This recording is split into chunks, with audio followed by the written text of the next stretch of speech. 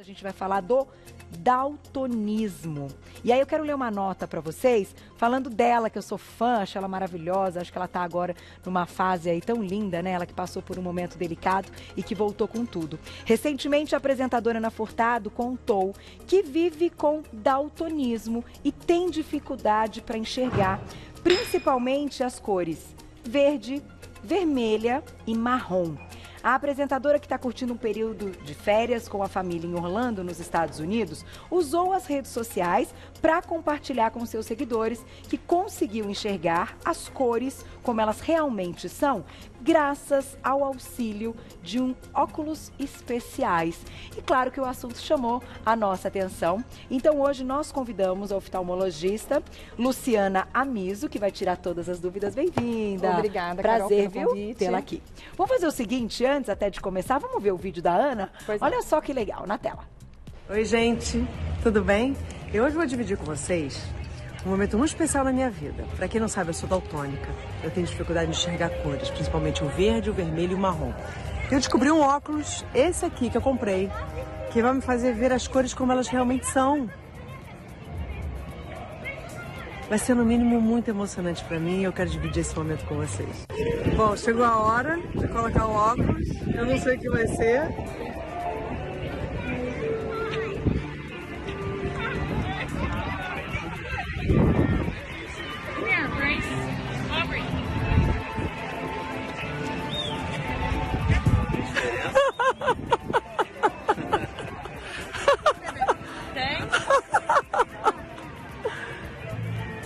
Nossa, que incrível que o mundo é!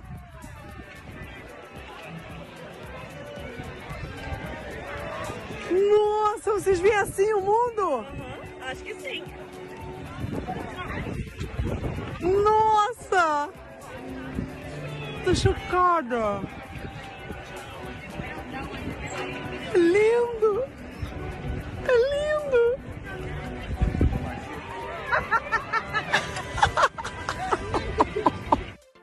Emocionante, né? A gente brincou aí, ela escolheu então um lugar também cheio de magia, de cores, para, né, ter esse momento. Doutora, vamos lá, vamos iniciar o assunto da seguinte forma. Para quem não tem, então, o daltonismo, a gente não tem a menor ideia qual é essa sensação, então. Ela, no caso, com óculos, a gente vai falar desse recurso daqui a pouquinho, da mudança e do impacto que tem na vida da pessoa, né? É verdade. O daltonismo, ele, por incrível que pareça, ele é mais comum do que a gente possa imaginar. E quando a gente vê uma celebridade divulgando, é importante para a gente, para desmistificar o que é o daltonismo, para esclarecer aos pacientes, ao público em geral, que o paciente com o daltonismo, ele não tem limitação da sua vida, mas ele tem uma restrição de ver o mundo, como ela disse, o mundo é lindo demais, né? Com estas cores. Com estas cores, exatamente. Então, o que caracteriza, né, o quadro, né? Como é que é fechado, então, esse diagnóstico? Na verdade, assim, como conceito, o daltonismo é ou a incapacidade ou a deficiência de distinguir certas cores. Tá. Em geral, a gente tem 3 tipos de células que distinguem as cores no fundo de olho. As principais, vermelho, verde e o azul. Tá. E a mistura dessas cores é que determinam os outros tons de cores. Há pacientes que não enxergam nenhuma das 3 cores, que é o daltonismo puro, que é o daltonismo acromático, que o mundo para esses pacientes é preto, branco ou cinza. Nossa. Essa é uma condição bem mais rara. Tá. Existe o daltonismo em que o paciente não enxerga alguma dessas 3 cores, que é o daltonismo bicromático, ou ele não enxerga o verde e o vermelho, ou o azul e o amarelo, que é também não tão comum. E o mais comum, que é como a Ana possui, é o daltonismo tricromático.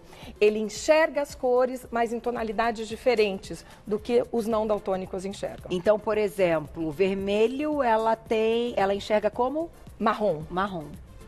O verde, ela enxerga como? Depende da nuance, mas ele enxerga mais pro amarelado. Entendi. Nossa. É interessante porque, dependendo do tipo do daltonismo, o paciente tem penetrâncias de alteração genética que pode mudar o que ele enxerga. Ele pode enxergar o mesmo tom, a mesma cor que você, mas em tom diferente. Por exemplo, o céu azul. Tava um dia lindo também lá, né? Aí já fiquei na cabeça, como é que é, então, olhar para o céu e não ver o azul? Ele não consegue distinguir a cor do azul. E pode, então, para ele, a cor do céu vir aí cinza, mesmo num dia com o céu muito azul. Claro, exatamente. Quando, então, esse paciente, né, a gente está colocando aí algumas imagens para ter uma ideia de como, então, quem tem o daltonismo enxerga as cores, a partir de que idade é possível, então, ter o diagnóstico? E, assim, a gente está falando de algo que deve ter aí uma questão genética hereditária forte. A gente tem dois tipos de daltonismo. O genético, o hereditário e o adquirido. Tá. O genético ou hereditário, a criança já nasce com essa alteração. Mas os sintomas, as queixas começam a partir dos 3 anos. Quando a criança começa em casa ou propriamente na escola a distinguir e associar o nome à cor. Tá. E a criança associa o mesmo nome a cores diferentes. Entendi. Já o daltonismo adquirido, que não é uma condição genética, pode ser decorrente de alguma alteração neurológica, um tumor cerebral, algumas condições oftalmológicas, mas são condições mais diferentes do que o daltonismo puro, que aí sim tem componente genético. Então, depois, claro, que a gente tem um diagnóstico, que o quadro está estabelecido, qual é a orientação, né? O que assim, no início, e até para as mães que estão assistindo, se a gente está falando de algo que a gente pode pegar na infância, como é que mantém, então, a qualidade de vida da forma como você colocou, que não tem aí impedimento, a pessoa consegue viver? Então, cognitivamente, ou seja, intelectualmente, o paciente com daltonismo é um paciente normal.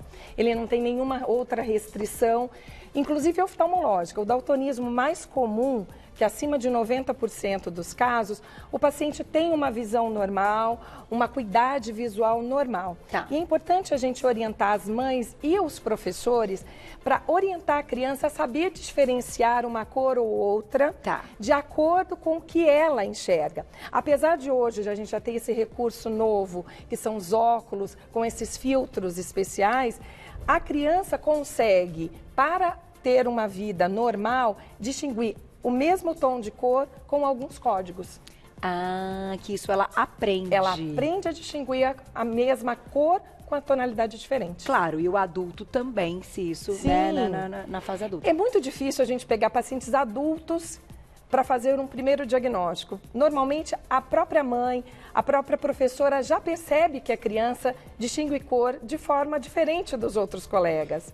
Olha só, então, gente, é muito raro a gente pegar um paciente que passou pela vida e não percebeu que enxergava diferente dos outros. Interessantíssimo. Vamos colocar na tela, então, parte do teste, né? Porque para ter o diagnóstico, eu imagino que tenham aí algumas coisas que sejam, né, enfim, feitas. E uma delas é esse teste do livro. Aí é um livrinho, né, doutora? Esse é o teste de Shihara. É o mais comum, inclusive na internet, no YouTube, tem várias imagens a esse respeito. O paciente tem uma placa com um círculo com cores, no centro outra cor com números. E o paciente precisa distinguir este número. Um paciente que tem daltonismo enxerga tudo da mesma cor. Ele não consegue diferenciar o número que está no centro da placa. Olha, mas eu vou falar assim, eu acho que não tenho, mas se você olhar rápido e não, né? Tem que prestar atenção. Você fica um pouco na dúvida, porque o tom de verde ali, ele é meio 1, meio 4, né? Então, você está vendo? Aí, ó. São diferentes tonalidades do mesmo verde. Do mesmo verde. Exatamente. E aí, nesse caso, o certo é o 4 ou é o 1? O certo é o 4. É o 4. 74. Tem que fazer o 4, entendi.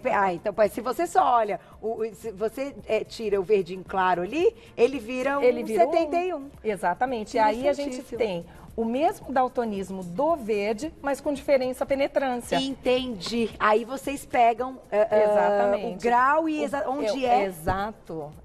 Existem outros testes muito mais específicos, muito mais complexos para a gente determinar essa penetrância de daltonismo. Mas, basicamente, o teste de Chihara é um teste importante que pode ser, inclusive, feito pela professora. É verdade. Pode ser feito pela mãe, quando ela suspeita. Essas imagens a gente tem disponível na internet. Classicamente, a gente tem no consultório e a gente mostra para o paciente. Tem diferentes cores, diferentes tons.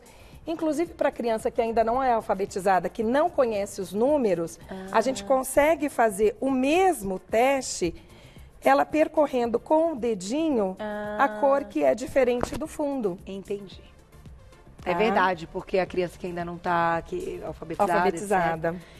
Puxa, gente, é tão interessante e, claro, quando a gente tem um relato aí de uma imagem pública e o momento que ela percebe quais são as cores reais, então queria até entrar nessa questão dos óculos, né?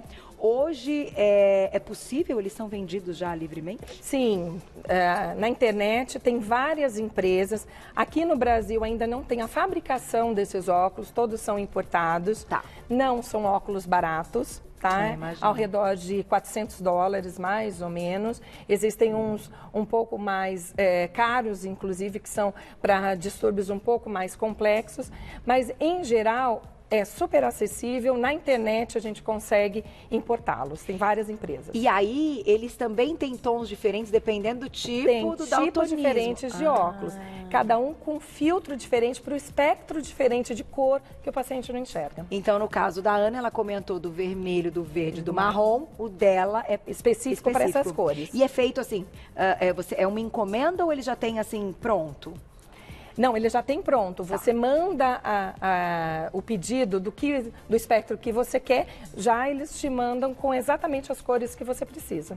E aí, claro, ela pode usar durante todo o tempo. Agora, e à noite? Como é que é essa questão do daltonismo quando escurece, doutora? É mais difícil para o daltônico conviver normalmente com as cores em ambientes mais escuros, porque o contraste para ele é muito difícil. E à noite isso fica realmente mais limitado. Tá. Em geral, o paciente, quando tem um daltonismo mais leve, a maior dificuldade que ele tem noturna são os semáforos. Por isso, então, sempre surgem essas dúvidas se quem tem daltonismo pode dirigir. Pode, não tem nenhum empecilho. Na verdade, segundo as leis do Detran, o paciente com daltonismo tem restrição para certas categorias da CNH, como caminhões, ônibus, Entendi. que são categorias especiais, onde a cor para ele é importante. Agora, para o paciente comum, para dirigir carros particulares, nenhuma restrição. Porque, claro, como a doutora comentou no início, o paciente aprende qual é o código de onde, qual é, né, enfim, a cor que se alterna naquele momento. Exatamente. Então, o semáforo também se torna um código que ele sabe qual que é, claro, para ter segurança. De acordo com a altura, exatamente. E tem algum tipo de, não sei se legislação, alguma coisa ligada a essa questão, para que as outras pessoas saibam que tem um daltônico, né, socialmente? Existe uma codificação que agora está se tornando internacional, que infelizmente ainda não chegou no Brasil, que são sinais, são simbolismos de acordo com cada cor.